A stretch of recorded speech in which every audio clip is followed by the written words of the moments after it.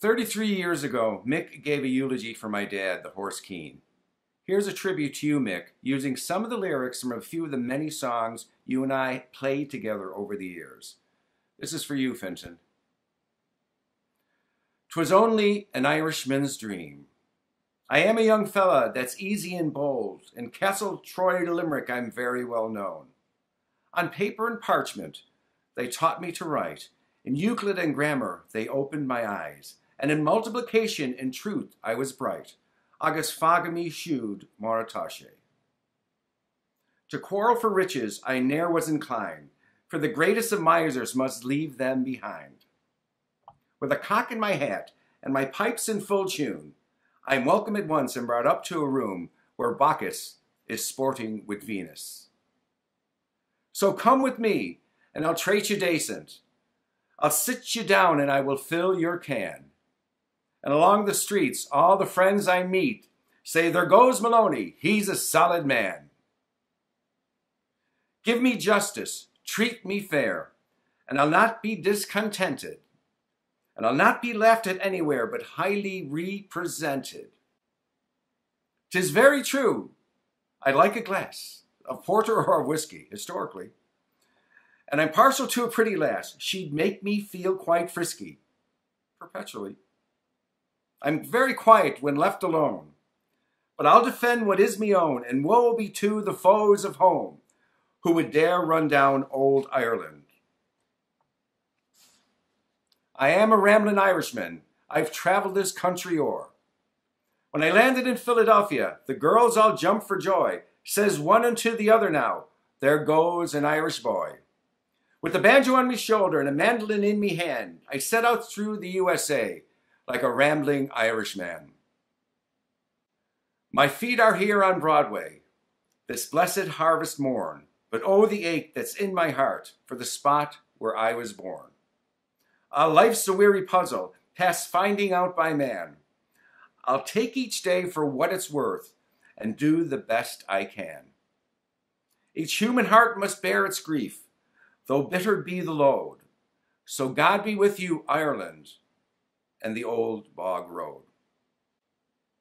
This great conglomeration of men from every nation, the Tower of Babylonia couldn't equal that, a peculiar institution where the brogues without dilution, they rattled on together in McNally's row of flats. Sure, the shamrocks were growing on Broadway. Every girl was an Irish colleen. And the town of New York was the county of Cork.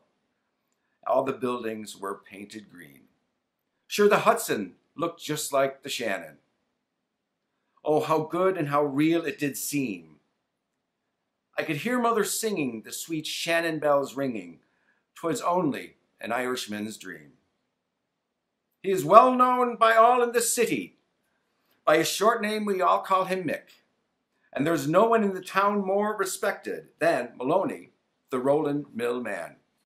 You'll find him in church every Sunday. And the one that takes up the collection is Moloney, the Rollin' Mill man.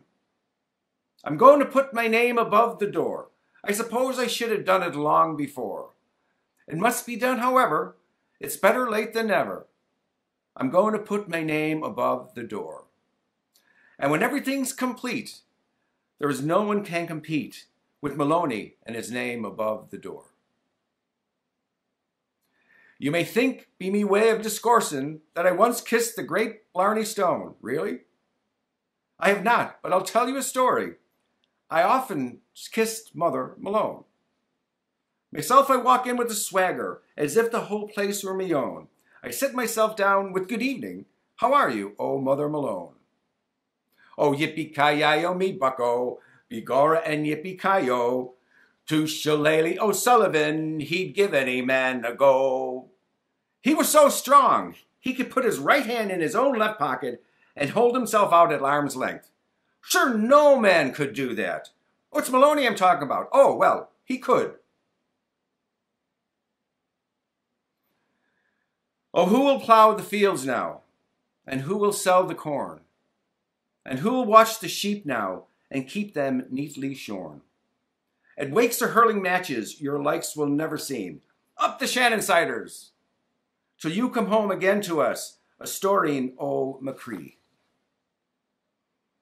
When I was a lad on the Emerald Isle, I heard many stories, both lovely and wild, about the great dragons and monsters that be, that follow the ships when they sail on the sea. Though I was an artist with canvas and paint, I sailed with St. Brendan and his jolly saints.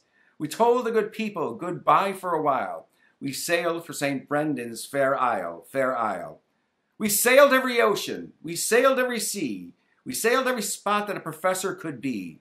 In 77 years, he sailed 10 million miles. He sailed for St. Brendan's fair isle, fair isle. Mick sailed for St. Brendan's fair isle. When midnight comes, good people, homeward thread.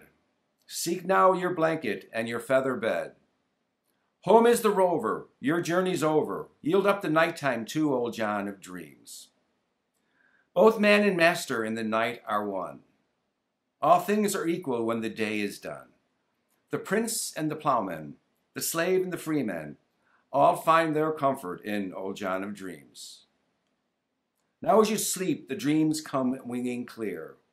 The hawks of morning cannot harm you here. Sleep is a river, flows on forever.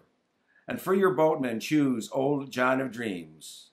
And for your boatmen choose old John of Dreams. You truly live the Irishman's dream, Mickeen. Love you, boy.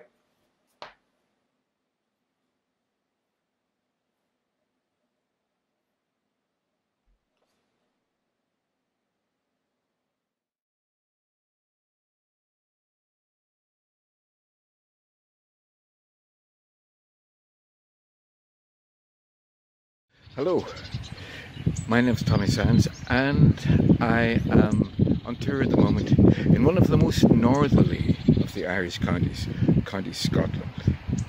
And it's wonderful being up here, and every time I'm on the road or even off it, as I am here at the moment beside a little river somewhere in the Highlands, I often think of Mick and all the wonderful times we had on the road, going from places like Boise, Idaho to Missoula, Montana, and Eugene O'Donnell composing tunes like Lolo Pass and Dead Man's Gulch as we passed along the way. I'm so happy to be able to celebrate the joy of knowing Mick Moloney with you all here tonight, because without Mick I would not have known so many of you, both on the stage and in the audience. And the beautiful thing about it is that Mick will always be with us, as long as we're playing music together, swapping songs. I think he'll always live on. So the song's a little bit about that, and I hope you like it. It was a difficult song to write in one sense, because it's very sad losing Mick, as you all know very well, but there was a great joy in his life, great optimism, and there was always hope for the future. And I know that's tonight is all about, celebrating all those things. So I hope you enjoy the song. Thank you very much.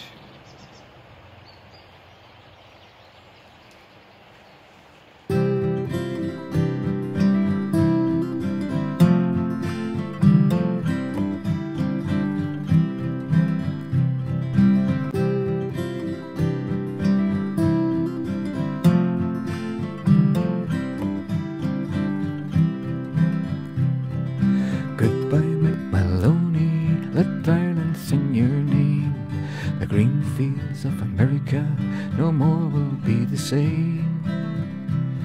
But when we sing the songs you sang and pass the tunes along, the spirit of Moloney still lives on.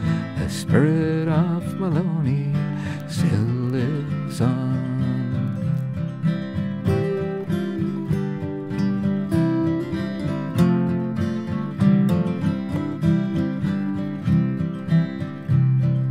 Donald and the Emmett folk, Brady and the Johnsons, you raise the standards highly with your banjo and your vocals. And when you sailed across the sea, traditions to explore. You take up lessons with you from the Shamrock shore. So goodbye, Mick Moloney, let Ireland sing your name. The green fields of America no more will be the same. But when we sing the songs you sang and pass the tunes along, the spirit of Moloney still lives on. The spirit of Moloney still lives on.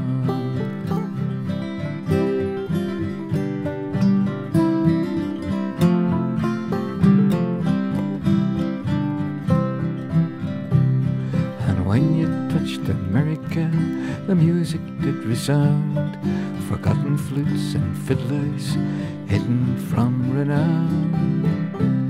These masters of tradition, they took their rightful stand, joined you up on centre stage, a pint still in their hand.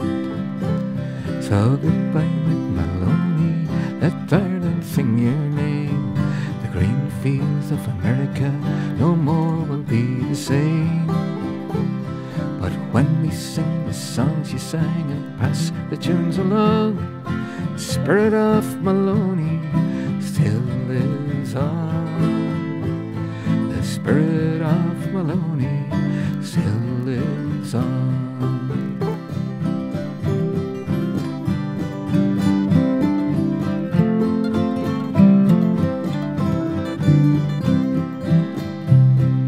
Never one for solo runs, you took us all along. Human rights and dignity dancing in your song. And silently we're singing, let this never end. A mighty banjo driver, family of friends. So goodbye, Mick Moloney, let Ireland sing your name. The green fields of America no more will be the same.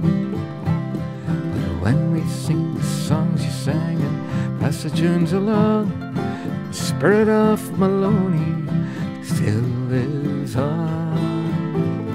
The spirit of Moloney still lives on.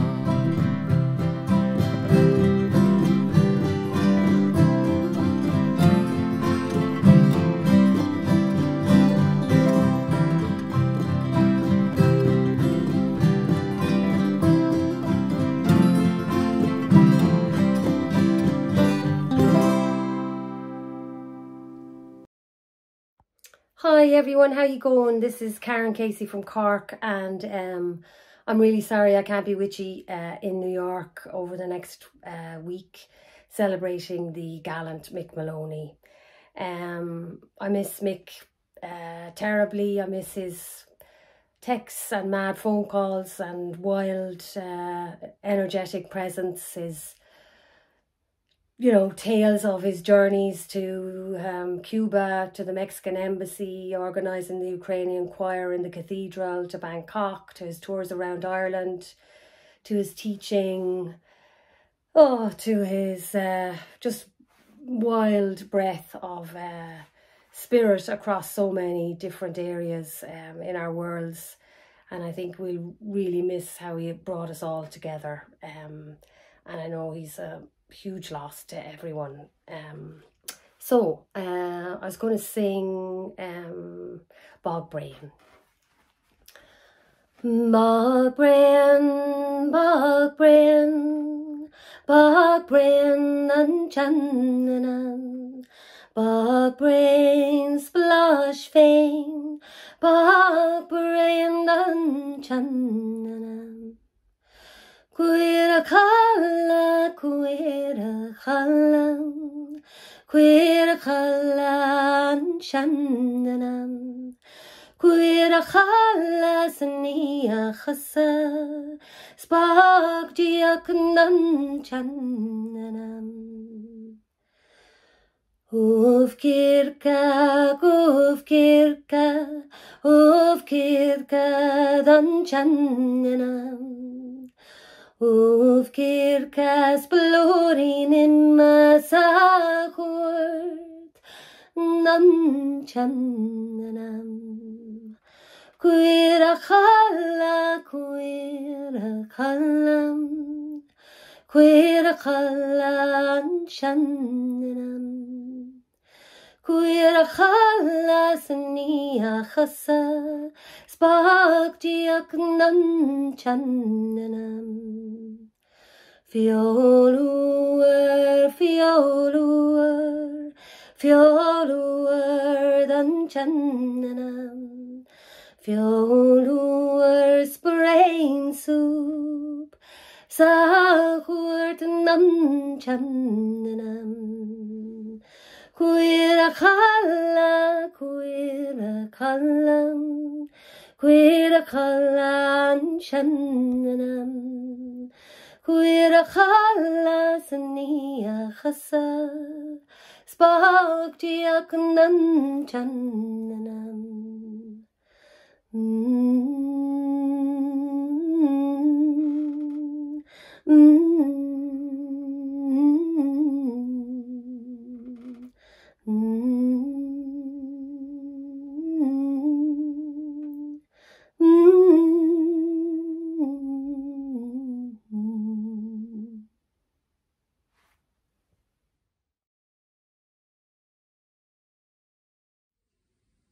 I first met Mick Moloney in High Country in Terre Haute, Indiana.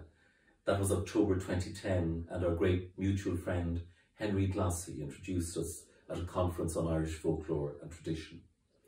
We hit it off right away, and Mick said, if you're coming back through New York, give me a call and we'll go to hear some jazz. I called him, and he took me to a dazzling supper cabaret gig by Vince Giordano and the Nighthawks in a hotel basement off Times Square. A memorable night of music and connection. Mick totally at home and known to many of the musicians, including Giordano. I remember an old Jewish man in a side corridor asked me where I was from. Ireland, I said, and from his inside jacket pocket he whipped out a flageolet and played me a spontaneous and very sweet rendition of Danny Boy. Mick and I stood on the sidewalk after, and our bond grew as we talked about the power of connection music carries and some of the great singers and musicians who had carried it to us. Then in January 2013, I travelled to Vietnam with Mick, and a group of Irish and Irish-American musicians wrote the poem The Green Fields of Vietnam, dedicated to Mick. Eleanor Plunkett in Saigon, Carolyn Walks with Ho Chi Minh. Went on to Bangkok and visited the Mercy Centre, where I saw some of the vital work that Mick supported so unstintingly over the years. And then, down the years since, I've shared many a stage with Mick and various iterations of the Green Fields of America, interviewed Mick for radio and for the Arts in Action programme at Galway University, met many of his friends and family, shared great times and a good scene of laughter and joy. Mick was a generous and loyal friend, brilliant, supportive, mentor to so many, essential explorer of the diverse landscape of Irish-American music and life, opening doors of connection to the intersections of African-American and Jewish-American experience and culture. Always willing to promote the true and original in music, to foster and support musicians he believed in, keenly interested in poetry and literature, always curious and hungry for the new. Mick was driven, visionary, passionate, carried by love of music and life and the best of humanity. In Leitrim then, from time to time, we'd meet Michael O'Brien and John Reynolds, two of my favourite people, Mick would say. Michael would knock sparks out of old tunes on the accordion. John would lavish words on the air, make stories out of a thought. And John found a statue of St. Patrick when Mick and Father Joe were in search of one for the Mercy Centre. A few fingers missing, a bit battered, but he cleaned up beautifully and now has pride of place there close to Buddha. Hanging out with these Buddhists gives you another way of seeing, Mick would say. And now our sweet-voiced troubadour lives in eternal time. From McKenna's tunes. And music catches time, holds it frail as moth or gable bat, flings it back to life, and when the shadows gather in the half-set ruins, flitted under oak and lintel, fiddle, flute and dancing tune, shout down the echoed moon, and new rose music bursts into scent, owl as white, as pit is black and cold, flies softly, all is one, all is tune, all is nettle, all is fossil stone.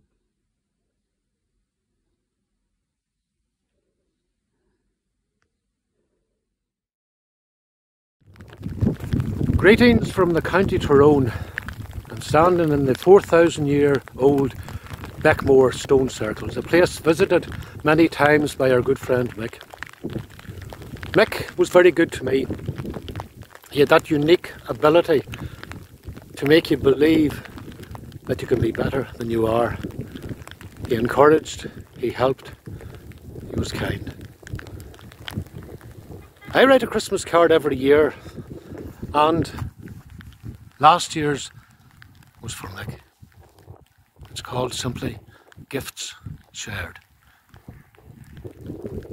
In the city of angels, kindness is gold, and the man who sings has God in his soul. So, play as a jig and a vaudeville tune, by memory inspired, beneath the slaughterhouse moon. May your music trip lightly across humid air, through the rich man's garden. That's poor Paddy's prayer.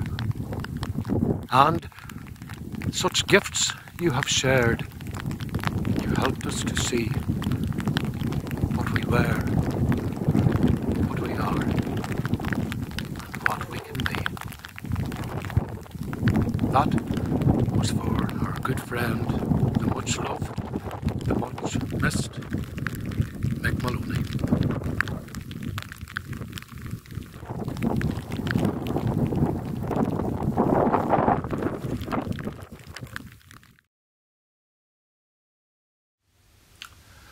I'm Robbie O'Connell, and I was very fortunate to work with Mick Moloney over a period of 40 years.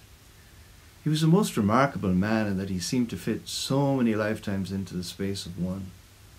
He was a singer, instrumentalist, folklorist, ethnomusicologist, scholar, teacher, mentor, consultant, tour leader, festival organizer, writer, producer, video blogger, and above all, a great friend to so many of us.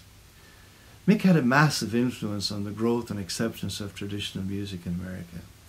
Apart from his constant touring and performances, his work behind the scenes was monumental, and his amazing energy and vitality never flagged.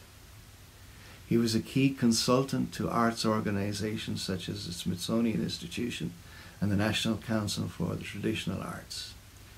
In 1999, the National Endowment for the Arts bestowed their highest honor on him when then First Lady Hillary Clinton presented him with the National Heritage Fellowship Award. In Ireland, the importance of his life's work was acknowledged in 2013 when President Michael D. Higgins awarded him the Distinguished Presidential Service Award. Mick brought Irish music to the World's Fair in Knoxville, Tennessee in 1982. He was also involved in organizing many other festivals and always careful to keep the spotlight off himself. He participated in several major television documentaries such as Bringing It All Back Home, Out of Ireland, and The Irish in America, Long Journey Home. Before I got to know Mick, I was a huge fan of his work with the Johnstons and also of his early solo albums in the 60s and 70s, so it was really exciting for me when we started to play together. I began touring with Mick and Jimmy Keane in the mid-1980s, and we recorded 2 albums together. There were Roses and Kilkelly. We also made a couple of albums as part of the Green Fields of America. Mick was a consummate performer. He could hold his own on any stage in the world. His eloquence and intelligence were as renowned as his musicianship and scholarship. His song introductions were often like social history lessons, as he put the songs into context for an audience who had little or no knowledge of their background.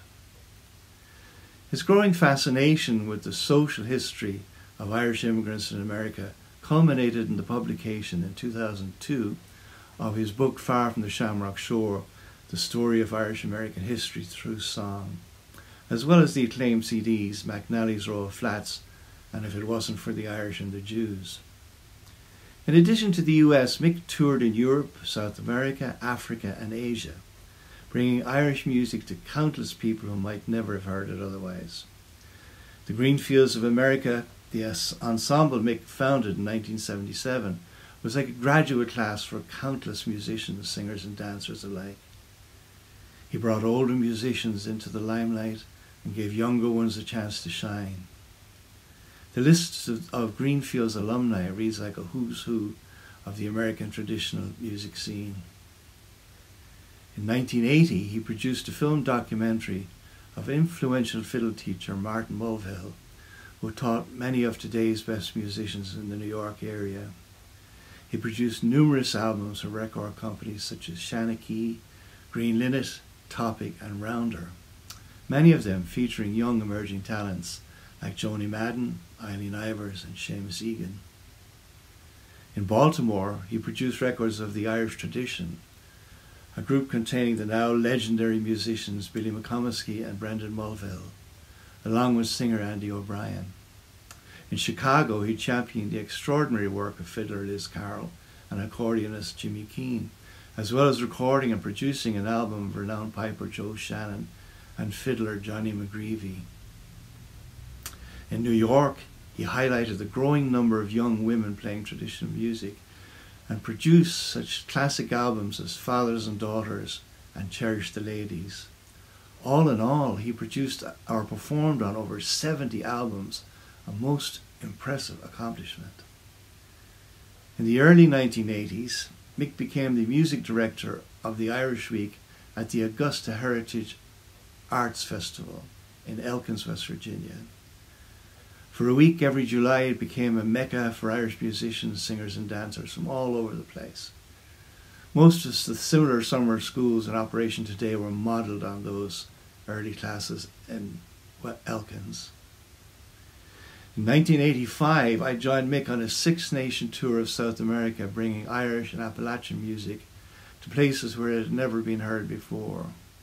One of the things that stands out from that tour was a side trip we took when we were in Nicaragua. We went to visit the active Masaya volcano about an hour from Managua. One of the strangest things about it was the flocks of bright green parrots that lived inside the crater in the sulphurous fumes and smoke. But stranger still was when we were walking through a nearby rural market looking for a place to have lunch, and a voice shouted out from some stall, "Hey Moloney, how are they all in Limerick?" Needless to say, we were gobsmacked. It transpired that the man who called out was a political dissident from Chile who had taken refuge in a monastery in Limerick for a few years. He'd seen the announcement of our concert in the paper and recognized Mick. Truly is a small world. Mick also did enormous amounts of charity work.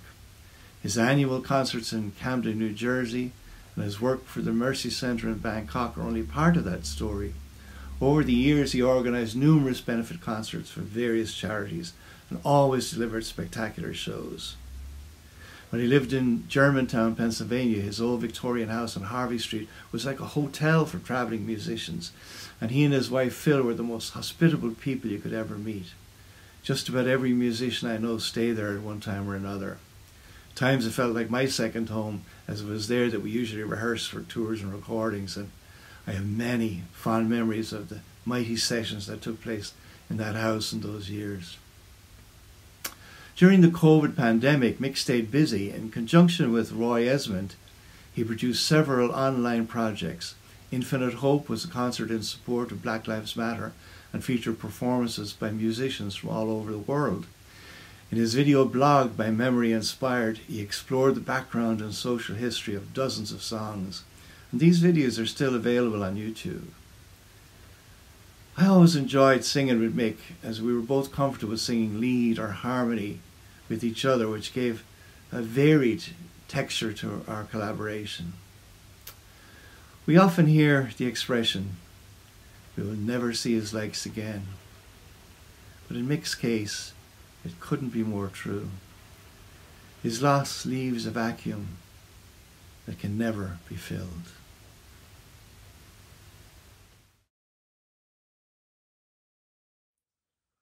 Hello, this is Brendan Mulvihill, and I'm sorry to hear about Mick's leaving us.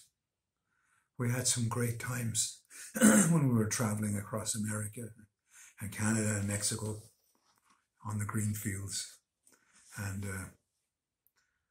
sorry for his loss.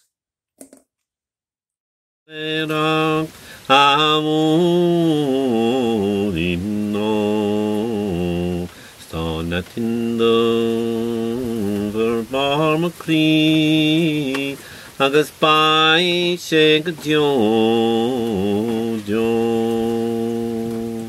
Cad é tú da imnéir a limno Cad é tú da imnéir a flúid na baro de me plotini rosta ar plotini oil stonat in the Vom free agus bai sé go jo.